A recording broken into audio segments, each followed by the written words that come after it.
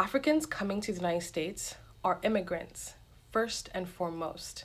Then they are Nigerian or Senegalese or whatever country they're from. And then at some point, they are black. But Africans don't put black high up on their identity well as much as African Americans do. The thing I think that gets lost when we talk about African Americans is that we don't have that second thing. We don't have a country that we're from. We don't have a tribe that we're from because that was stolen from us. Hello everyone, welcome back to my YouTube space, and today we are diving deep, so deep into important conversation, the often unspoken disconnect between Africans and Africans Americans. We are going to listen to one African lady who had to say something about it, and as she was bold, raw, and honest according to the reaction of the people. A lot of Black Americans and Africans reacted saying that she's in the honest path. And we are going to talk about the identity, survival, and pressure to succeed in the United States of America as an African and Black American, because it is two different things. Because Africans in America, according to this lady, Africans in America are immigrant first, then they are Nigerian, Kenyans, Ghanaians, Senegalians. But on the other hand, Black Americans are Black first. On African sides, it's said that Black comes last, but in Black Americans, Black comes first. It is their identity. First of all, before we deep down into this video, let's watch these clips and then we'll come back here and react on it. As an African living in the United States, I used to share the same sentiment that Africans share about African Americans because I had a hard time when I first moved here. People used to always tell me, "You're not Black enough, you're an Oreo, you're secretly white on the inside," as if I wasn't literally from Africa. But I now understand after living here for 8 years that Black in the United States is a very specific criteria, and anything outside of that just doesn't fit. But I want to help African Americans understand that Africans coming to the United States are immigrants, first and foremost. Then they are Nigerian or Senegalese or whatever country they're from. And then at some point, they are Black. But Africans don't put Black high up on their identity well as much as African Americans do. And that is for legitimate reasons on both ends. And so when an African is coming to the United States, they're thinking to themselves, okay, I'm an immigrant here. I have to do my best for myself and my family back home. The sacrifices that took for me to get here were no light work, okay? So I need to really align myself with what's going to make me successful in this country. And because it's the United States, it's the dominant culture, which is white American culture. And so Africans are going to instinctively ally themselves with the culture that's going to give them the most success. I mean, African Americans even admit that they have to code switch to be successful here because that's what brings success. And so Africans are like, all right, we'll do that. And it also doesn't help that for a long time, Africans are fed a very negative view of Black American culture, and that's its own propaganda. But because Africans are so conservative and they're coming to a country where Black Americans have been labeled as the antithesis to this conservative traditional family values, they have, if anything, more in common with Southern Baptist white racist people. But that aside, going back to identity markers, Black Americans put Black first and foremost, and then everything else goes below it. And so they're thinking when another Black people come to our country, they're going to want to integrate with us, the other Black people, because Black comes first. And they get quickly disappointed in realizing that for Africans, Black and the identity and that coming is not first. Their immigrant identity comes first, and then their country. And if anything, for us as Africans to feel like that's my brother, that's my brethren, or whatever, you have to come from the same tribe as us, because we have so many Black people around, we don't automatically pre-select for Black. But Black Americans don't have so many Black people around, have had to defend and protect their culture amidst a dominant white culture, and so they already pre-select and are overprotective for Black. And so that's why I think at the core of it, there's like a deep misunderstanding because of not realizing that we put like where we put our identity markers and what we put first and what we prioritize are so different culturally because of our differences in trauma realistically. And so it does make sense that Black Americans will be like, oh, my people, my my brethrens, come here. And African Americans, or Africans, sorry, coming to the United States are like, I'm just trying to make it here. Like, it's a lot of work to immigrate to the United States. And so y'all can stay over there, and I can see why it's hurtful, and I can see why it's taken personally, and I can see the deep misunderstanding and the betrayal that African Americans feel. But it's unfortunate, and that's just a reality. But if we can talk about it from this perspective, I think we can get to a better understanding. But I also believe that Africans that spend enough time in the United States get to this compassion and understanding of the Black American community, because it is a very unique and specific set of circumstances for a culture to grow and to develop. Now, this lady, African lady, her name is Wonto Namera on social media, Wonto Namera. And she has said something that we are going to talk about. First of all, she has said Africans are not black enough. They have whiteness inside. That's how they are being portrayed, or Africans are seen like they are not black enough. Another thing is that Africans don't put black first as identity, but Black Americans do. Another thing is Africans have to work hard. They have to get that job, to study hard, and so that's why you find themselves aligning themselves with white people and not Black Americans. Another thing we are going to talk about is she has said Black American culture. They have been told about Black American culture, but all are propagandas. Another thing is African Americans feel betrayal when Africans react how they react. And she has explained those all. But before we continue, let's see some few reactions, and then we come back and I will react on it. As an African living in the United States, I used to share the same sentiment that. What's up, y'all? It's your boy David D. This is like my third take on trying to make this video, which means for me that I probably feel a type of way about this more than I realized. At first, I was going to leave this whole entire thing alone because she didn't say anything that was like offensive or bad. In fact, she was very articulate and intelligent and had a very interesting perspective on the relations between African immigrants and African descendants here in America, African Americans. Her using the name African Americans is one of the things I took slight issue with. But again, I was going to leave it alone until she said something about relating to Southern white Baptists. And I just, like, again, this is my third time making the video. I went off on a little rant myself, and now I want to, shorten the video. So I don't want to bore everybody. So I'm going to try to just make this quick. So first off, again, I want to say she was articulate and intelligent, and I would have loved to talk to her in a conversation. And the second thing I want to say is what she was describing when she was talking about her immigrant experience coming over and meeting Black people and going through some stuff. Everybody, culture shock is a thing, and it almost, I don't know if it exclusively applies to just Black people, but a lot of times it's referring to the experience of being a non-Black person. And for all intents and purposes right now, we'll say Black person in the sense that she described Black people, right? For all intents and purposes, we will say that when you are a non-Black person, regardless of where you're from or what you look like, and you come into a dominantly Black society, you are going to experience, it doesn't matter where you're from, you're going to experience culture shock. Because Black culture is that, I don't know the word for it, it's just that intense, right? It's just, you're going to experience it. It's going to be like nothing you've ever experienced before, right?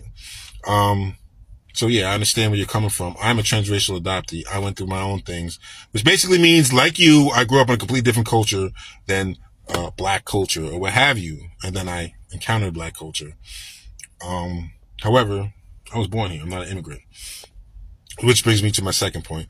I kind of had an issue with her referring to Africans here in America as African Americans because, like you said, the first and foremost thing you identify with is being an immigrant, and like technically speaking, for all intents and purposes, you remain an immigrant until you get your like paperwork, which a lot of people don't have. A lot of people sit here on their visas and their school visas, and then they don't go through the process because it's a rigorous process. I'm not saying all of them, a lot of them do, but not everybody does. And until you do, technically speaking, yeah, you're an African immigrant until you get that citizenship that says you're an American, and then you become African American. And even then, it's not fair because we've been called African Americans, and that was like, for me, that title African American is kind of like important for us Black Americans to have because we went from being called Negroes, which is a fairly depreciative and degrading word in itself, to African Americans after the Civil Rights Movement, which is like, what a sigh of relief. Just say that shit. And it's like, you might get an idea of the depression that like kind of permeates Black culture here because of the things we went through being unwillfully brought here from the motherland, which is Africa, whether you guys recognize it or not, right?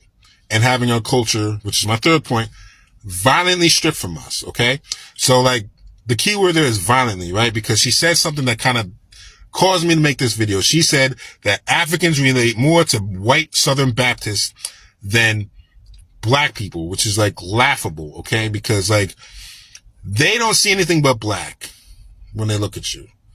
They see Black people because they're not Black. They're white people. In fact, I dare say every single person in America that is not Black, as in melanated, highly melanated, such as like you guys are and we are, right? They see Black first. You don't see Black first. That's completely understandable. You broke it down really great. Why? Because you come from a country in Africa. You're an immigrant from another continent, one. And two, the country you come from on that continent is who you are. And then three, your tribe and your family makes perfect sense to me. No qualms there. It's just that like when you come over here, even from that setting, an American mindset is you come from a state, a city, your neighborhood, which is where race comes in and stuff like that.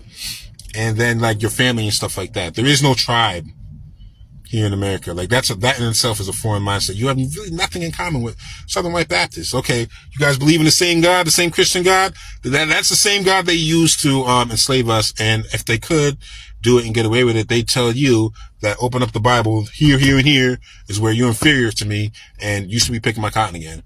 And just putting that out there, just being fair, like, because again,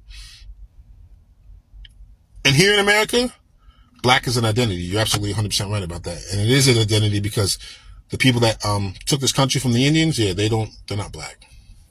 So that's just the way that goes. And there's absolutely no reason for Africans to be condescending about the shit, because we could be equally condescending, because like, as great as you guys think you are when you come over here, like, what were you over there? That's what I always tell myself. But I mean, that's borderline hostile, and I apologize if you took offense. This video is running over the time limit that I wanted. I was hoping for 5. It's 6. I think I'm just going to leave it at that.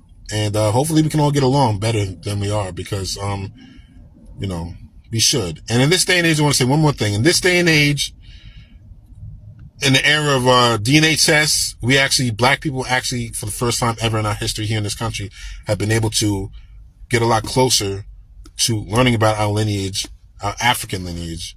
And it's a beautiful thing. I found mine. I'm 48% Yoruba. I think that's awesome, right? And I got a whole bunch of other shit going on in my bloodline too. But that's something that's a very new privilege that we have. There's always been this emptiness about Black people not knowing who we are compared to everyone else that comes from everywhere else. Like every other type of immigrant knows who they are. They know where they come from. And again, one more time, we had that violently stripped from us. So like, just try to be a little more understanding with your judgments, because, as you know, we can get pretty judgy too. So, yeah, I give up in the 5 minutes. And foremost, then they are Nigerian or Senegalese or whatever country. Every time I see one of these videos, and no hate to the original poster here, she makes a really good point. I think the one thing that seems to be lost when it comes to being African American and being black is that I understand that as an African, you're an immigrant first. And then second, you're, whatever country, whatever tribe you come from, that's second. The thing I think that gets lost when we talk about African Americans is that we don't have that second thing. We don't have a country that we're from. We don't have a tribe that we're from because that was stolen from us.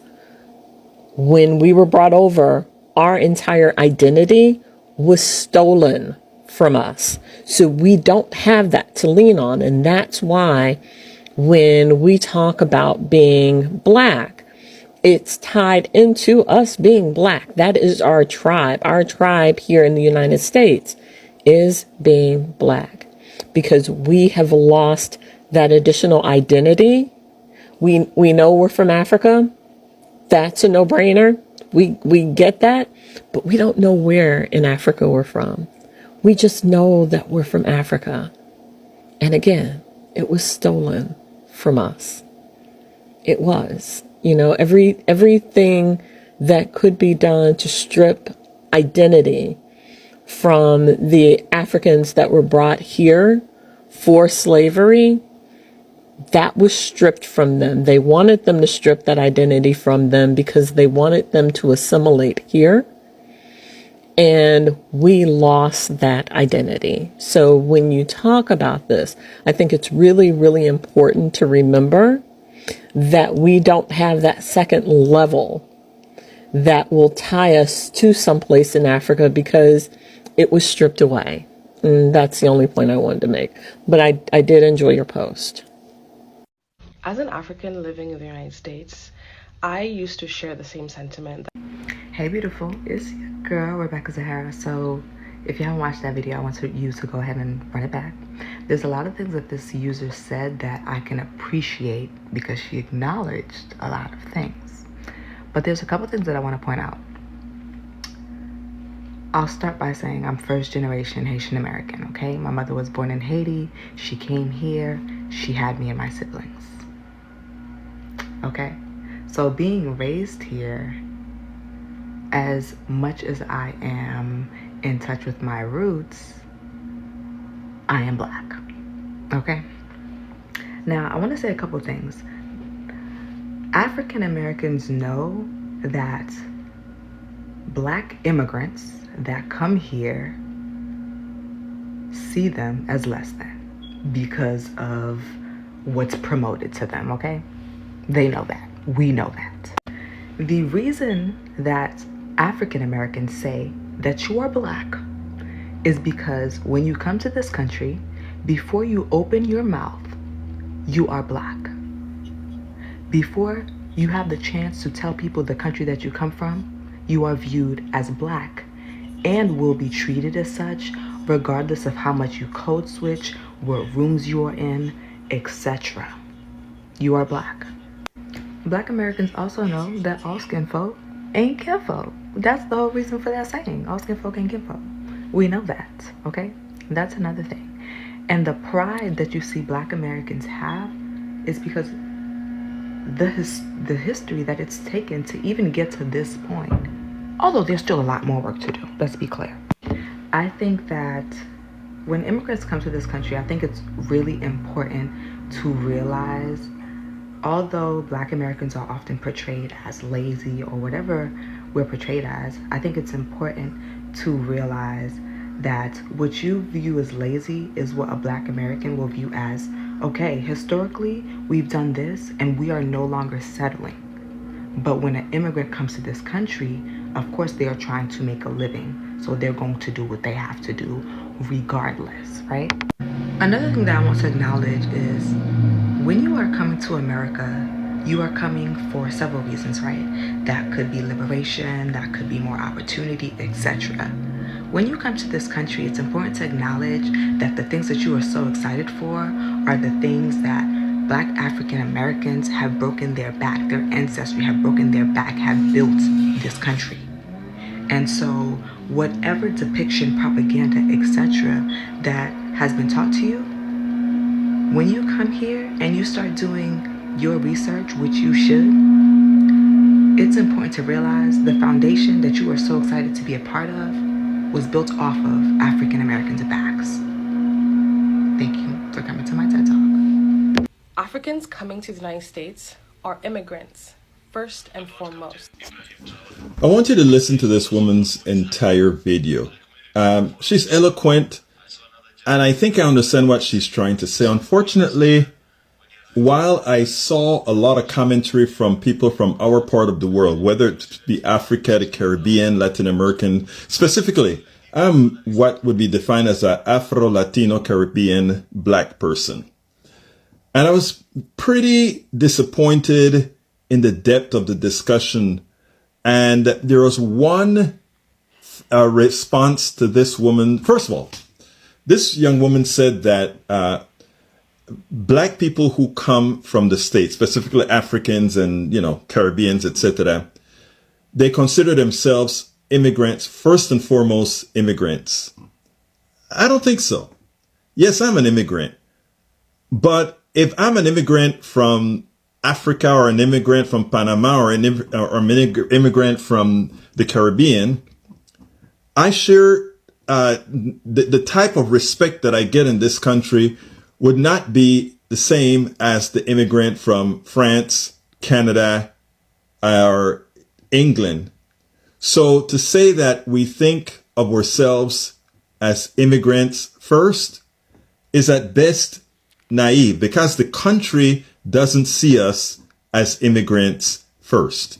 Go to the border and see how the difference in treatments from those from Argentina versus Haiti. So there is a difference. You don't think one of the things that we share, irrespective of where we're from, as Black folks, no matter your accent, your language, etc., is pigmentation, and a pigmentation that affords you less than the best treatment. And while, as she would put it, you come here and try to assimilate with that which is successful, I think that is sort of a demeaning statement towards our African American brothers and sisters. Because first and foremost, we wouldn't be here, Black Panamanians like myself, Black Africans like the person who made the videos, unless there was a struggle by African Americans and what they've gone through. As one of the responses to her comments was, this is why immigration is a clear and present danger to Black folks in America.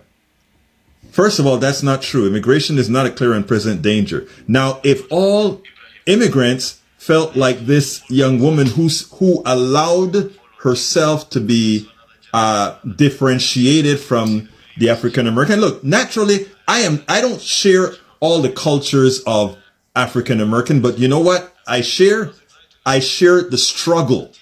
No matter if I'm Panamanian, Jamaican, African, or whatever.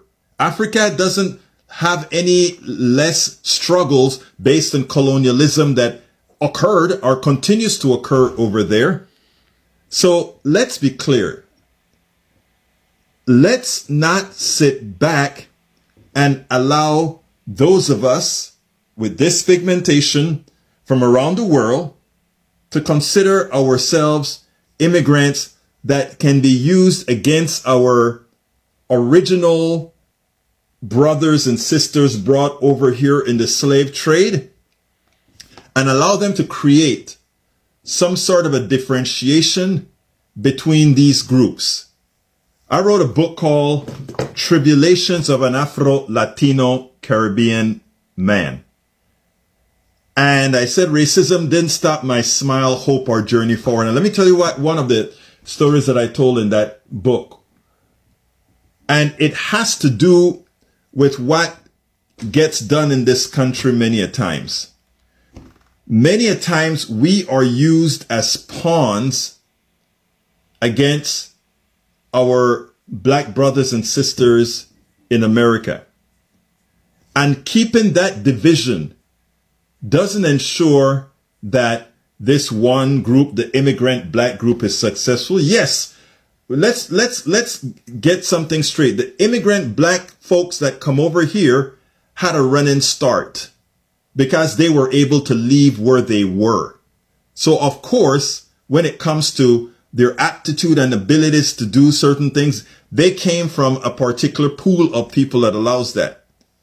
We shouldn't allow any kind of distinctions between, let's say, the African, the Caribbean, in my case, the Afro-Latino, to create any types of frictions between groups. That type of division is what allows nobody, the crab effect, to really make it. Yes, you're going to get a few that make it out, but creating that division is a danger. So to the sister who told this story, she's young and lacking quite a bit of depth in understanding the whole social, racial, political aspect of this entire thing. For all the black Caribbean, black Latinos, Africans, etc., we come over here, or we must come over here, assimilate, integrate, educate, and elevate.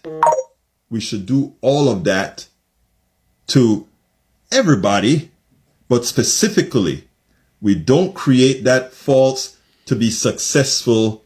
We have to somehow disregard those who have actually given us the opportunity to be here in the first place. I mean, we better not do that. Welcome back. This is a very, very good topic, and we have been asking questions. Why are black people, or why are Africans and African Americans not uniting? But she has break down in a way that everyone will understand, and this is only for educational purposes. No one is crucifying anyone, but we are trying to get solutions how we can work together as Africans and black Americans, and live along all this chaos or fight. Sometimes we have black Americans saying they don't love us, African Americans saying, or Africans saying black Americans don't love us. So we have a number of issues we have to unpack. And for Africans who come to the US, their identity is shaped by national pride and the immigrant mindset. They are not here because of slavery, or they are not in the United because of slavery, but they came by choice, chasing opportunity. That's one of the facts. That means they often focus on success, education, jobs, and blending in, and they are not on system, or they are not on fighting a system that they were not born into, because they don't know the struggle of what black Americans went through. They are not familiar of the struggles. All of us are oppressed by the same oppressor, but in a different way. So that means that, on the other hand, black Americans are descendants of slavery, and their identity is not chosen. It was forced. Being black in America is political, historical, and generational. It is a survival for the fittest for being black America in America. So naturally, there is a clash. And this clash is that one group want to survive and thrive quietly, but the other group of black American have spent centuries resisting and demanding justice. I don't know if you are understanding each other. You hear what I'm saying? Africans in America, they are want to survive and thrive quietly, without having fight with anyone. And that's why you will find them being allies over white people and not black Americans. So, but black Americans, on the other hand, they have been fighting the injustices. They are demanding justice because they were forced in first step, they were forced to be here in this situation. So this woman also said this. This lady said this. Africans know that in America, if you want to succeed fast, you have to align with the people in power. And that's usually white people. White people are the one in power. So that's what we have been told. For you to succeed here in America, you have to align yourself with the people in power. And let's be real here. Let's be real here. Immigrants are taught to play the game. Immigrants are taught to play the game and to keep your head down, work hard, get the job, and don't complain. That's real. That's real. African immigrants, Latinos immigrants, Asian immigrants, they are taught to play the game, keep the head down, work hard, get quality education, get the job, and don't complain. You know? And some Africans see black Americans as too loud, too angry, you know, and that's why you may find some Africans saying that black Americans love complaining. It's because that is what we have been told. That's what immigrants have been told. And because they follow that, because they don't understand the trauma of which black Americans, FBA, have gone through. They don't understand what the efforts black Americans have put for immigrants to come and have that better jobs in America. They don't understand the trauma and efforts black Americans have put through for you to come get that better or quality education, or for you come get that dollar. Black Americans have gone through a lot. But because we are taught to play the game, to keep our heads down as Africans, we align with the white people. It's not betrayal. They call it survival, you know. But on black American side, it feels as betrayal. On black American sides, this, or in a black agenda, this is like a betrayal. So we say that caused the disconnect. We have a disconnect, and we have a lot of misinformation between two black people. Many black or many Africans grow up hearing negative media or negative things about African Americans, like drugs, gangs, laziness, all lies created by the systematic racism. And black Americans sometimes to see Africans as arrogant, disconnected, or thinking they are better because they have the accent or a direct connection to Africa. And let me tell you, I have come across black Americans who are telling me all about this, what I'm talking about. So in one way or the other, I've come across this. Like, Africans, you are arrogant, disconnected, you think you are better, you are living off our back, etc., etc. But nobody stops to ask, who planted these ideas in us? No? But I'll give you the answer. The one who planted these ideas in us is the colonizer, the white supremacy, and a system that benefit from the black division. They are the one who planted these agendas. So the pain of being black in different ways. Let me talk about the pain of being black in different ways. Number one, here is what people forget. Africans have scars from colonialism. Black Americans have scars from slavery. Both carry trauma, but the systems they are fighting are different. The system we are fighting are different, but both of us carry trauma. One group is told, you don't belong here. And the other group is told, you never did. You never belonged here. And that pain plays out in how we treat each other.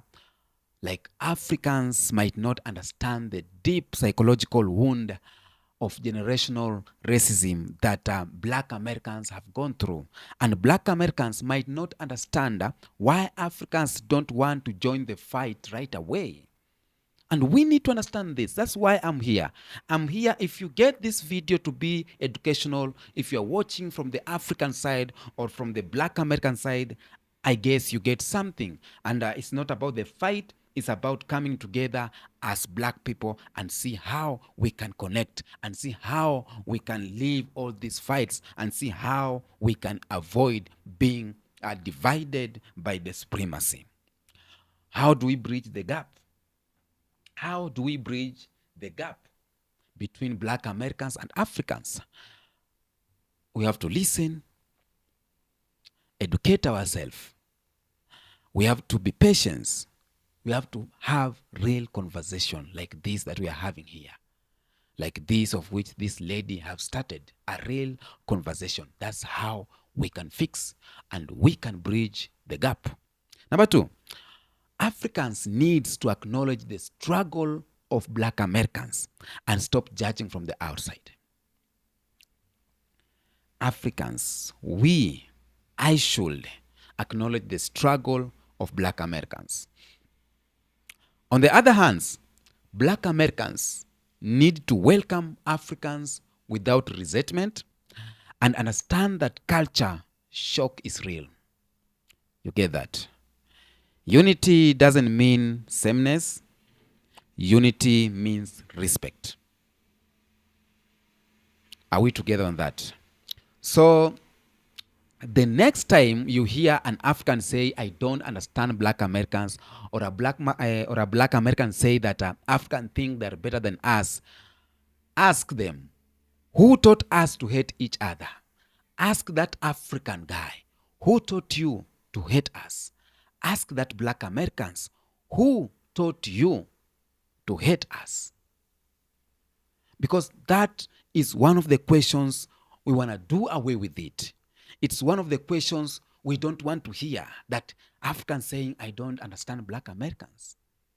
And Black Americans saying, Africans think they are better. We want to do away with that narrative.